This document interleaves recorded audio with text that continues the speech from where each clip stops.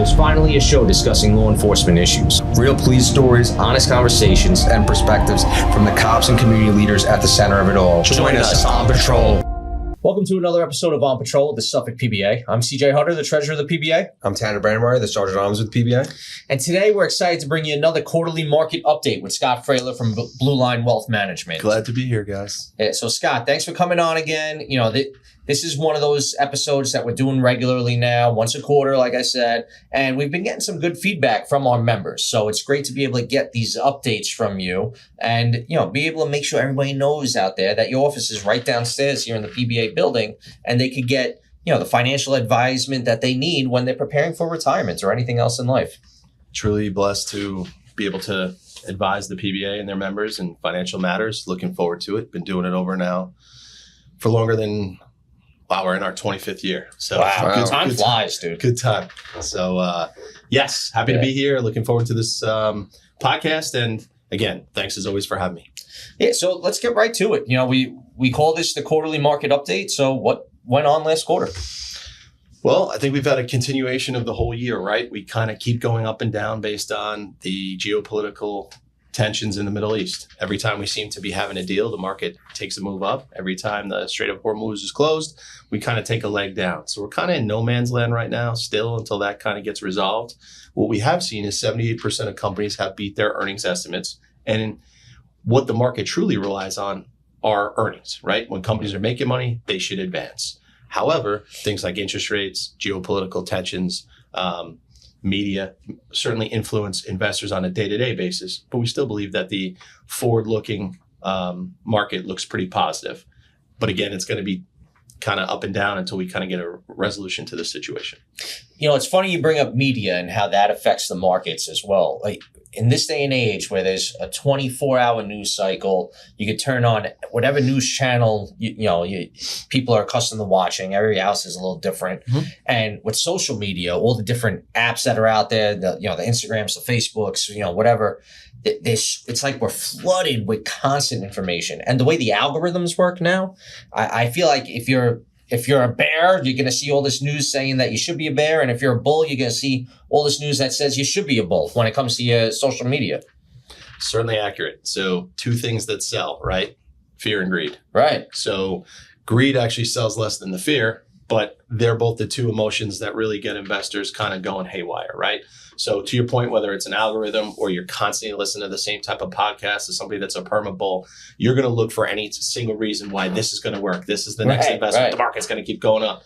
Likewise, you could be talked off a ledge by a perma bear that's, every step you take, you think this is the end of days. It's never going to come back. The market's going to zero. All those things are like anything in life. Balance is what you need. So you need to step back, read both sides. We have our daily market update that we have on our website, Blue Line Wealth Management. We clear through LPL. They have the same type of thing. We try to give both sides of the equation day in and day out. And of course, we send out the emails to the PBA members trying to give a little bit of a balanced type reporting on what's going on. But unfortunately, those two emotions are what drives not only investors to follow those Instagram posts or, media personalities. It's the same thing with, just the general perception of America, whether you're a Fox News, a CNN, an MSNBC, all those people are kind of looking to feel and get, positive feedback of the way they're feeling inside instead of taking a more balanced approach. It's like those algorithms are designed to reaffirm what you already believe. Correct. Rather than open your mind. Right. Yeah. We always want to be right. Yes. Exactly. Yes. Exactly. Yes. Right. So, I often hear news about interest rates. What would happen if they were up a quarter point, lowered a quarter point? What do you foresee for interest rates? So actually today, the Federal Reserve is meeting and they're expected to keep rates steady. There are reasons to cut. There are reasons to raise. And again, a lot of it goes back to the price of oil, right? As oil goes up, you're going to have inflation go up because of so many things that we use oil, whether it's the deliveries, whether it's our car gas, whether it's heating our homes. All those things are costly to consumers. So again, I try to stress this when I sit with everybody that, in my personal opinion, not maybe the opinion of everybody, but countries around the world want lower interest rates. Why do they want that? Because they're all in debt. And anybody, whether it's you or I getting a car loan or a home mortgage, we'd rather pay a lower interest rate than a higher interest rate. So imagine the United States, China, Germany. Would you want to pay trillions of dollars of debt back at 5% or 3%? Right? It's common sense, right? So Kevin Warsh, I'm sure, wants to lower interest rates. It's good for the global economy. People have more money in their pockets. When they have more money in their pockets, they tend to spend more, invest more, pay things off, etc., which is all good. The negative correlation to that is the people that are saving, right? The people that do not take any market risk and they just want the highest interest rates they can find, right? So if you're, let's say, a little bit older, you have a couple bucks in the bank, you want to get that 4 to 5% CD. Well, who loses in the interest rate cut is the 4 to 5% CD person, because now interest rates are down, CDs are 2 to 3%, but maybe that drives those people back into the market, right? Looking for stocks that have high dividends, et cetera, that can offset that 2 or 3% loss that they would have been getting in the CD. When interest rates are 4 or 5% in CDs, a lot of people are not willing to take market risk to go into the market when they can just sit back, do nothing, be FDIC insured, and get that 4 to 5%. So again, right now, we think interest rates are going to stay where they are for good or for bad, with the expectation that there will be a resolution to the situation at some point. At that time, if we do an analysis of what else is going on in the world, we would hope that interest rates will be cut. So when it comes to the interest rates, we have a lot of our younger members who, they struggle to enter the housing market, right? Mortgages are high compared to recent history. I still don't think they're historically high, though. They're not. You're right. I know when I bought my first house, my mortgage rate was 5.5%, and everybody thought that was great. Yep. It was awesome. Yep. But I think a lot of people have this 3% mortgage rate in their head now because that's what it was just a few years ago. Yeah, I think people have to kind of break away from that. I mean, that was during COVID. That was during a time where, we had the Great Recession. There's so many things that went into play there. But on a normal, balanced economy, you should not have interest rates of 2.75 for a 20-year mortgage. It's just probably not the best thing. It's great for those that got that. But in the future, I don't see that coming back unless we have some serious financial pitfalls. But that being said, you brought up an interesting question. So younger people, just on the job, maybe married, maybe not, maybe, planning for the future. I think this is something that, parents, especially can guide their children, coworkers, people in a squad car talking to each other. I really believe that sometimes the knowledge of the older person is fantastic, but sometimes there needs to be just a little bit of a tweak. For example, you're a rookie cop and you're, in a squad car with an older person, and maybe they didn't get to max out their deferred comp on the earlier side. So they're going to tell you to max out, make sure you max out, do the best thing you can. I wish I could have maxed out earlier, all those things. And that's good. But the one thing that putting money into your retirement account does not provide is the liquidity to use it for the first house, right? So yes, you could take a $50,000 loan. Well, it's $50,000 or half of the account value, whichever is higher, right? 50,000 is the cap. But there's numerous things, and we bring up CDs, money markets, non-retirement tax managed accounts, something that we do for clients all the time. We put money into an account on a monthly basis that's invested more conservatively than your retirement account would be, but it's liquid and available, unlike the deferred comp, in case you need it for that apartment, for a house, for basically anything, right? And if you continue doing that throughout your whole career, we think that once we buy our house, well, everything's good now. You know it. You might need a new deck. You might need an oil burner. You might want to put a pool in. You might want to get a second house. Again, having dollars available to you on the liquid side is tremendously important, no matter who we are and no matter what stage we are. Right. And, speaking of that balance between having the liquidity and doing what you can to put as much away for retirement as possible with the 457s, what do you see as the strategy going forward for our members, whether it be early on in your career, middle of your career, or towards the end? Well, I would say that if we assume that we put in the same amount of money, right, we get the same outcome. It's just in two different places. So it's almost, an interesting discussion of when do you need the liquid versus when you need the retirement. So for me, I take a look at it and I say probably, we should put 70% of our savings into the retirement and 30% into the liquid. That would be my strategy.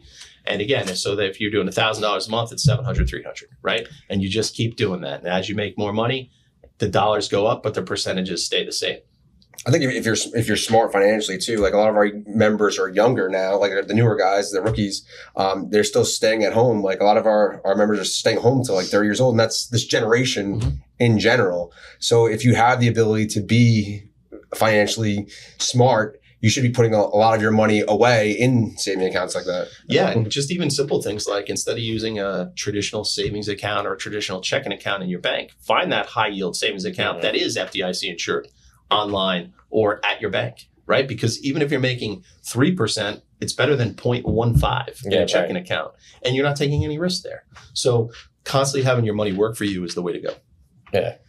So, with all these strategies you hear about all the time, one of the things that I've been seeing a lot in the news lately is these new Trump accounts. What's your view on these Trump accounts? Do you know much about them yet? Because it's a brand new thing. I feel like I keep Googling that it's this new account, new opportunity for younger people, but I don't really see any real facts behind it yet. So they're basically available right now. If you had a child born within the confines of the Trump accounts, that they will credit you that account. That's great. They'll give you $1,000 for every baby born during that segment and moving forward. So I would definitely take advantage of that because that's free money. All right, $3,000 off the bat. Do it, right? So we can contribute as parents, or your company can contribute into those accounts as well. If you're if some of your members have a private company, whether that maybe they have a construction company or they're doing real estate or they're an accountant or an attorney, you can put a $25 tax deductible contribution into that Trump account, right? That is a positive situation. How they work in theory is basically at 18, it becomes the child's account, right? So you fund it till then. Now at 18, it's their account. If they use it for school or some other qualified events, they're tax-free to come out. If you don't, it basically now becomes an IRA. So at 18, it is available, but you have a 10% penalty if you pull it out for, a non-qualified expense. So again, when I'm doing the analysis as a parent, that's a great thing, right? You're going to be able to put a retirement account in place for them earlier than you would be otherwise. They can maybe perhaps learn the benefit of, being in those accounts and seeing that growth that had happened. But likewise with the deferred comp argument versus a tax managed liquid account, it's what are you valuing for your child? Do you want to have that money accessible for other things? Then maybe it's not the best avenue to go into. 529 college funds versus a Trump account, right? The college fund, you put the money in there. If you're living in New York or whatever state you're living in, if they have a qualified state plan, you get the state tax deduction. So in New York, we have a New York State 529 plan that if you use, you get the New York State tax deduction on those deposits, right? Up to their limit. Now, if the child goes to higher education, that money comes out completely tax-free. That's positive, right? The negative is if you don't use it for college, right, you have to take it out, maybe pay some taxes, et cetera, or now there's a rule that you can move that money over to the IRA. So again, like the deferred comp argument versus a liquid position, I would probably say that the Trump account and a liquid position, both of them are good. What do you value? And again, that's up to the family member to decide what they do value. I think that a lot of people are starting to encourage their teenagers to think about a vocational school rather than a traditional college or university. Do the 529s help with any course that might come along with like a vocational school too? Yes, you have to, obviously make sure it's okay. But yeah, culinary school, other type of schools and vocations, they are qualified for it. As well as if you go to a private high school, you can use those assets as well. Yeah, because I don't I hear from people all the time, and even myself, I got kids, I'm trying to think ahead and plan. And that's one of those frequently asked questions I come across all the time because people don't want to put away to a 529 and then maybe the kid goes into the military and never uses it for, a university or a college. Well, I will also say that we all don't know the cumulative effect of AI right now, right? I mean, what will college look like in 10 to 15 years? Are kids going to be at home on their laptops? And then if that's the case, are we paying for the room and board? Are we paying for the teachers that might be there, the professors, et cetera? I don't think any of us know that. Right. So again, whether you use a Trump account, whether you use a 529, or whether you use a liquid account, all of them should be in balance. So that way you're not over your skis in one particular area, allowing for that flexibility. And then also saying to some level, they're probably going to go for a higher education with a cost. So I do have that money there to take care of that issue. I'm glad you brought up AI, and how it's going to possibly affect our future. What's the world going to look like in 10 years? I hear constant news about AI data centers now, and all these storage facilities for these chips.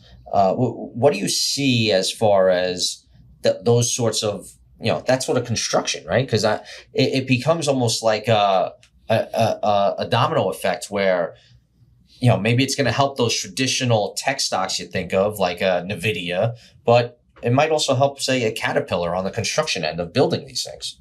Not to mention different energy sources, right? That will now become available based on these new type of data centers. So I think innovation will be coming out in record numbers, right? Because you're looking to get things smaller and smaller, but develop more and more power. So yes, so where you just brought up trades, these data centers have to be built. They need, they need those Caterpillar,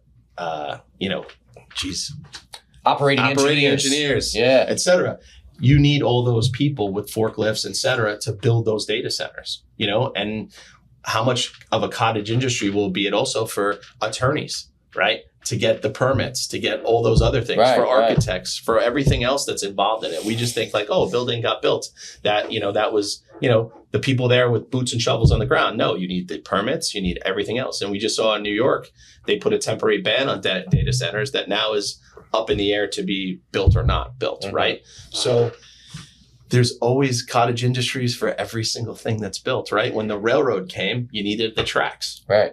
And that completely transformed America, created a new class of people with wealth beyond their possible imaginations, right? And then for people that could never have thought of going from New York to California, unless they were in a covered wagon with all those issues, now they're in a train ride. And then it's got to planes and then everything else, right? So there's been industrial revolutions, since, the wheel. There's and a much bigger picture here, basically, is what you're saying. It's definitely.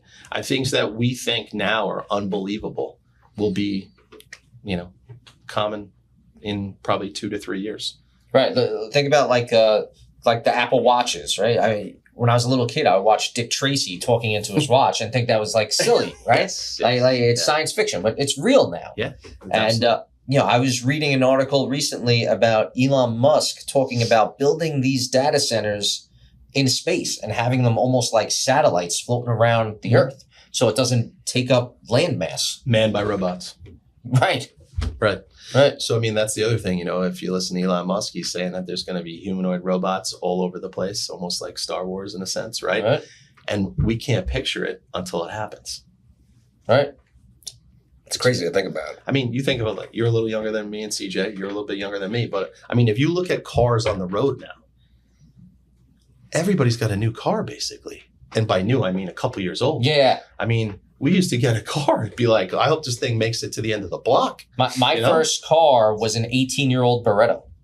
Yeah, and that's not bad. Yeah, that wasn't bad. You were probably cool. Yeah, it was awesome because I had a car that worked. Yes. Even though every time it rained, my feet were in a puddle. Right. It was a car that worked. Yeah. I was the man in high school. Yeah, I think I had a radio that sat on the dashboard so that way I could listen to music because the radio didn't work. Right. Yeah. It was just like whatever you could get your hands on. Yeah. It was fantastic. Now it seems like every middle-class couple has 2 cars that are 3 years old or less because everybody's getting these leases. Mm-hmm. And then the kid's first car is the lease that you bought out. So it's a 3-year-old car. Yes. So again, it's just the step up of life. People think, America and different things are going in the wrong direction. And maybe it is, on the political level, maybe it is, with religion and other things. But as far as the quality of life, like basically everybody has a phone. Mm-hmm. Everybody has cable. Everybody has a car to the people that can get cars, et cetera, right? It's just different than we were kids. Mm-hmm. Now keep extrapolating that, bring in artificial intelligence, right? These things are going to become cheaper and cheaper. I mean, how many of us have a TV that if your TV broke, you're not going to the TV repairman, you're just getting a new one. Yeah. When they first came out and they were $3,000, it was like, oh my God, this thing's got to last. It also weighed 9,000 pounds. Yeah, right. The big now boxes. Right. Now it's a couple $100. You have a 70-inch TV. Right. That's mind blowing. Yeah, it's crazy. Yeah, it's crazy. So that's what, I just don't think that we can foresee what's coming in 5 years. But again, if you think about artificial intelligence, you think about profitability, you think about, quantum computing, all those things with kids coming out and having a better understanding with investments. Our grandparents might have maybe dabbled in the market and maybe they didn't, but they told our parents, hey, you should do this 401k. Now, when kids come out of college and they get a job, the mom and dad are beating into them that they need to save for retirement, right? So in 3 generations, it's gone from I'm scared of retirement to I'll dabble to this is a must. Right. And then you take into consideration for your members, the pensions that they're going to have. I mean, you're talking about generational wealth that will be transferred down from generation to generation with the ability to maybe send those kids to those premium schools and do things that maybe our parents couldn't have been able to do because they didn't have the income that they would have had, now. Right. So with all this tech talk, are you still very big on the science and tech funds that a lot of us invested in our 457s? It's a great question. I think technology should be a part of everybody's portfolio. But like I said at the meeting the other day, you can't be all or nothing in any one position, right? They will have sector rotations. If you're in technology right now, you're taking it on the chin a little bit, right? So to have an appropriate balanced position in technology, one of your core positions, I think is a fantastic idea. To ever being 100% into any one sector is always dangerous. Mm-hmm. And then as far as, being able to diversify and being able to be in multiple sectors, I know we've talked a lot, at least with the Suffolk County Deferred Comp Plan, you've been a fan of the Capital Appreciation Fund. I think that is one of the best funds out there on Wall Street. I think, look at the track record. It's been pretty consistent year in and year out. And, a fund like that or something similar to it that can go in and out of any sector, I think is a tremendous advantage. They can be overweight technology, overweight energy, overweight consumer staples when they feel like that's where the, the end user, the holder should be. But if, something changes and they need to get out, they can. Whereas if you're, in the energy sector, for example, you could trade Chevron and buy BP, but you can't trade Chevron and buy Google, right? Whereas that, all weather fund can kind of go into anything, which I think is important to all investors. Yeah, so great point, valid point. But I also do think that being that T. Rowe Price is, a self-directed position, so there's no guidance from T. Rowe Price or an advisor on that plan. If people make the decision that this is the way they want to invest, like it is America and they should have the ability to do that. Just with anything, I think balance is key. Right. And then one last question before we wrap up. Obviously our members have the pensions to be able to fall back on. We have Social Security to fall back on, and we have the deferred comp to fall back on. But if guys are in a situation where they're fortunate enough, where maybe they have a spouse that works too, and they have a lot of other money that they can possibly invest, what do you suggest as a strategy? I think the most important thing that anybody could look to is liquidity first, right? You don't want to work so hard to have yet another account you have that's illiquid and not available for you. So I do think that it's important to keep your dollars liquid. And I think it's very important to be tax efficient. So you can have the best investment in the world, but if it's killing you at tax time every year, maybe it's not the best thing in a non-retirement position. So that's why there's a whole cottage industry of tax managed funds that, whether it's with us or another advisor, you can take advantage of that'll give you that balanced return and not hit you at tax time while allowing for that liquidity in case you wanted to buy that second home, or you have college coming up, or you just wanted to save in a spot that you knew you could touch at any time. It gives you more flexibility. Yep. Yeah. And again, as far as the deferred comp, the reality is you have a very robust group of funds. They provide a very solid base for retirement planning, but there is a world of investment out there, both while you're working and after, that the members should take advantage of and take a look at. One last thing that I just thought of as we're talking about it, because we've mentioned Trump accounts, IRAs. You had brought up some of our members actually do have their own businesses. Some guys are real estate brokers, construction companies, whatever.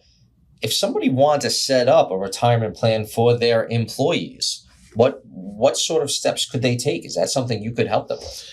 Certainly, we have tons of retirement plans set up, and whether it's just an individual setting up an individual retirement account for themselves or their spouse, or you have employees and you need to set up a 401k, or another retirement plan, we'd be happy to help with any of those situations. All right. Awesome. Scotty, we appreciate you coming on. Obviously we're doing this once a quarter now, giving our members an update. We appreciate everything you do for the members, everything your family has always done for our members. Your father was a big part of this organization for a long time as well. So, Scotty, thanks for coming on again, and we look forward to talking to you soon. Yes, appreciate it, guys. And I would tell everybody out there to stay true to the investor that you are. Right now, the market is not dictating, making any significant change in either way. So stay the course, and God bless. Be safe.